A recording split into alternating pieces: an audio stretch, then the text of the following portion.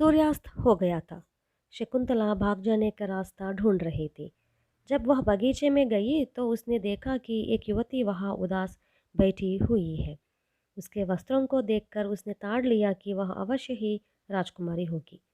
उसने उससे पूछा, सवेरे आपकी शादी होने वाली है और आप यहाँ उदास बैठी है।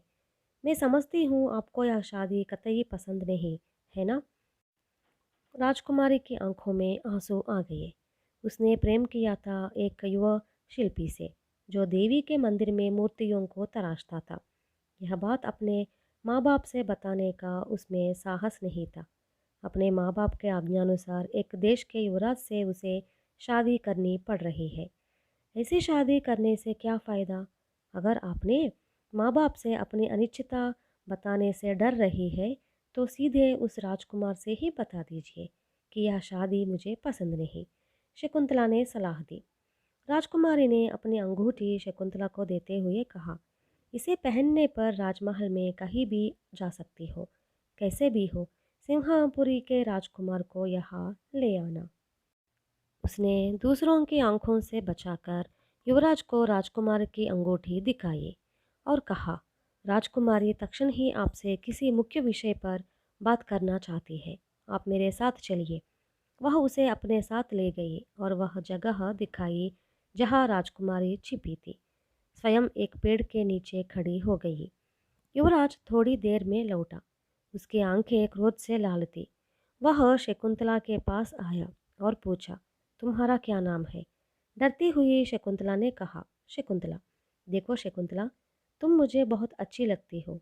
मुझसे मत पूछना कि राजकुमारी मुझे कैसी लगी। उसी मुहूर्त पर तुम मुझसे शादी करोगी। तुम गंधर्व कन्या की तरह अति सुंदर लग रही हो। मुझे बहुत ही अच्छा लग रही हो, युवराज ने कहा।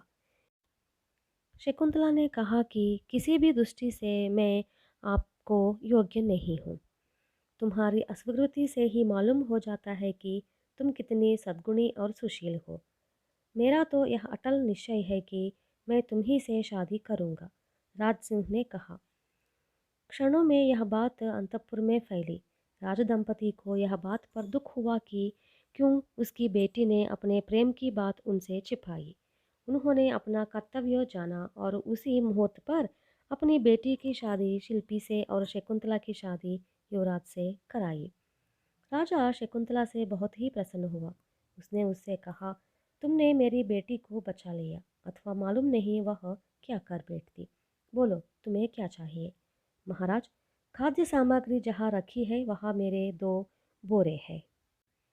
उनमें से एक बोरा मुझे दिलवाइए। अलावा इसके मैं और कुछ नहीं चाहती।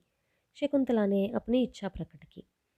उसकी इच्छा सुनकर सब लोग आश्चर्य में डूब गए। राजा ने उसे उस बोरे को ले जाने की अनुमति दे दी। उस बोरे को शकुंतला ने रथ में रखवाया जिसमें बौनी राक्षसी थी। उस बरगद के पेड़ के पास उसने रथ रुकवाया जो राक्षसी का निवास स्थल था। उसने कहा, युवरानी, तुम्हारे निवास स्थल पर आ पहुंच गए। बोरे से बाहर आ जाना। अब हमें कोई खतरा नहीं है। बोरे से प्रकट हुई बौनी राक्षसी को देखकर युवराज भौंचक्का रह गया और बोला, तुम्हारा नाम युवरानी है? हाँ, कहती हुई राक्षसी ने सिर हिलाया। एक छलांग मारकर पेड़ की टहनी पर जा बैठी। घटना असल में यूं घटी। रात के अंधेरे में जब युवराज ने 2 बार युवरानी युवरानी कहकर पुकारा था, तो राक्षसी प्रकट हुई। उसे देखकर युवराज को लगा कि उसके साथ धोखा हुआ है। उसने सोचा कि दिन में राजकुमारी है और रात में वही राजकुमारी राक्षसी के रूप में परिवर्तित होती है। इस कल्पना मात्र से वह क्रोधित हो उठा। इसलिए उसने शकुंतला से विवाह रचने का निर्णय लिया। जो हुआ सब कुछ उसने शकुंतला से कहा और कहा, इस बौनी राक्षसी की कृपा से हम दोनों विवाह बंधन में बंध गए। अपने इस पुण्य कार्य से अवश्य ही वह अगले जन्म में राजकुमारी का जन्म लेगी।